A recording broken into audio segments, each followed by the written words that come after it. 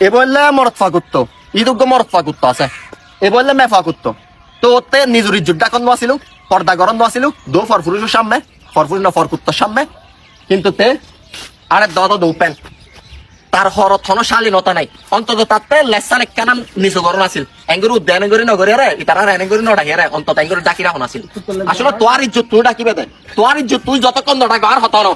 পাও না আর হতো না তুই তিয় না বই রে তিয় আসলে আই তিরি একটা সুপরামর্শ দিতাম সাইডে এখন ইতি যদি ইতি আর সুপরামর্শ যদি নলয় তাহলে জীবনে সারিমিককে এরকম ফরফুরুষ সগুত ফরিব ওই দেখুন ওই জারিতে কি তারা টার্গেটও লাগি কিন্তু ও আরেকজন আছে বান্ধবী এই সঙ্গ তো সে লোহা বাসে দেয় ওই বললে বান্ধবী এ আবার রে আর মতন বল আল্লাহর রাস্তা আর মতন তোর ইজ্জত ডাকি বেশি আর হনিকা ডাক করো তোর ইজ্জত যদি তুই নডাকস তাহলে ফরফুরুষ দেখা যাবে তা কি কেমন